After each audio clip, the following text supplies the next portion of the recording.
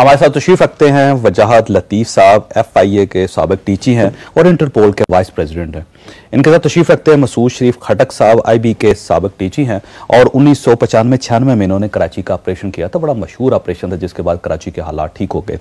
हमारे तीसरे मेहमान है ब्रिगेडियर रिटायर इम्तियाज़ अहमद साहब, ये भी IB के साबिक DG हैं और अभी आपके टेलीविजन स्क्रीन पर एक नंबर डिस्प्ले होगा 051-260-3074। हम कराची के हालात के बारे में आज भी 2 टेलीफोन कॉल्स लेंगे। हमारे मेहमानों से आप बराह रास्त बात कर सकते हैं और कोई ऐसा सवाल कर सकते हैं जिससे ये सूरत हाल या इस सूरत हाल को बेहतर बनाने में कोई मदद मिल सकती है।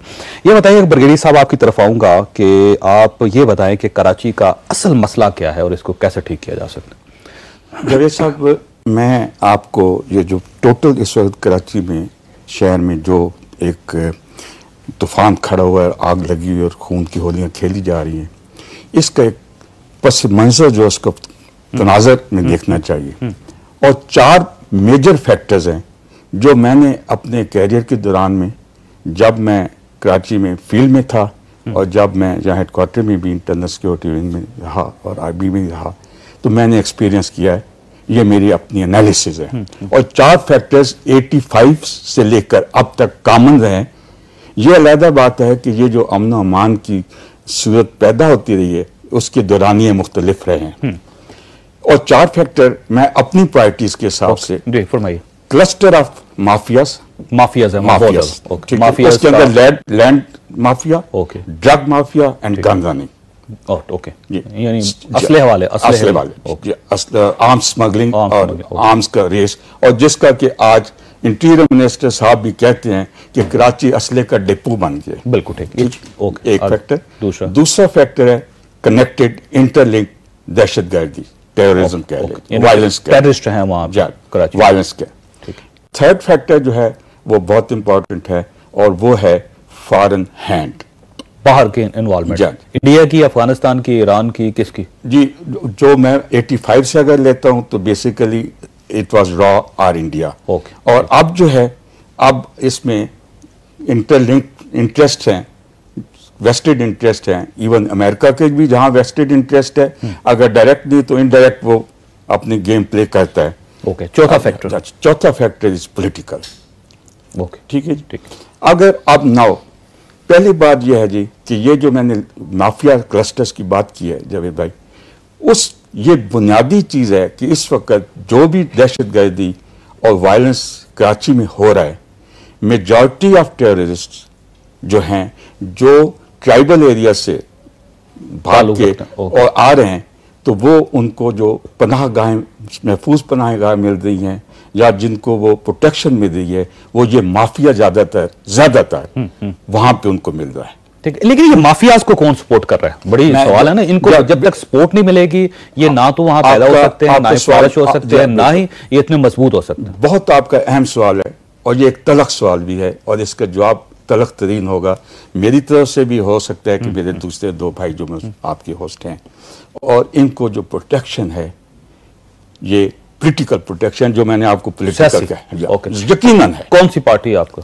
देखें, अब आपने देखना, ये 3 पार्टीज हैं कराची में, ये ध्यान में रखिएगा, people party, MQM and party और ANP। किसकी सपोर्ट हासिल है इनको? देखें, मैं बड़ी फ्रैंक बात कर रहा हूं, क्योंकि जो मैंने माफियाज कहा है, इस माफियाज का जो ज्यादा मेजॉरिटी है वो पख्तून से, यानी ANP की सपोर्ट है उनको। ये आप मैं ये कह रहा हूं कि लॉजिकली मेजॉरिटी जो सपोर्ट, मेजर सपोर्ट उनको मिलती है, जो प्रोटेक्शन मिलती है सम सेक्शंस ऑफ माफिया जो इस टेररिस्ट को प्रोटेक्शन देते हैं या वायलेंट एलिमेंट्स को, तो सर्टेनली ये इस साइड से आती है। मैंने मसूद शरीफ साहब की तरफ जाना है। मसूद साहब, आपने ऑपरेशन किया था 1995 में, 1996 में। देखिए, ब्रिगेडियर साहब का एक फलसफा है या इनकी थ्योरी है, ये कहते हैं कि ये बेसिकली ज्यादातर जो सपोर्ट है वो ANP या उनकी जो पॉलिटिकल पार्टीज हैं, पख्तूनों की हैं, वो सपोर्ट कर रही हैं माफियाज को, जिसकी वजह से कराची के हालात ठीक नहीं हो रहे।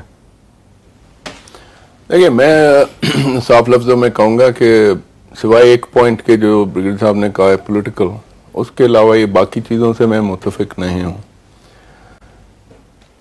अब इसमें आप कहें क्यों, माफियाज वगैरह सारी दुनिया में है, इस्लामाबाद में नहीं है, हर जगह है।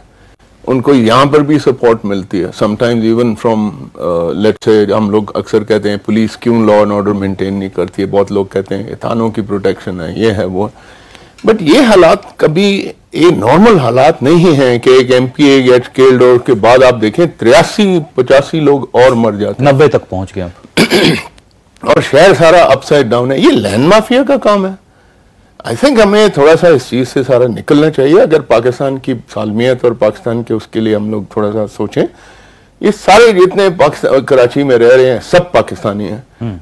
बेड साहब ने इशारा किया और ये लफ्ज कहा कि पख्तून को सपोर्ट है, उन्होंने वहां पनाह दिया हुआ है, ट्राइबल एरिया से। पख्तूनों का खुद का इलाका देखें किस हाल में है। मैं I don't want to sound like that, but the point है कि उनका पूरा 100% हक है कि अगर कोई भी पख्तून पाकिस्तान के किसी हिस्से में जाके रहे, आप ये हक उससे कैसे छीन सकते हैं।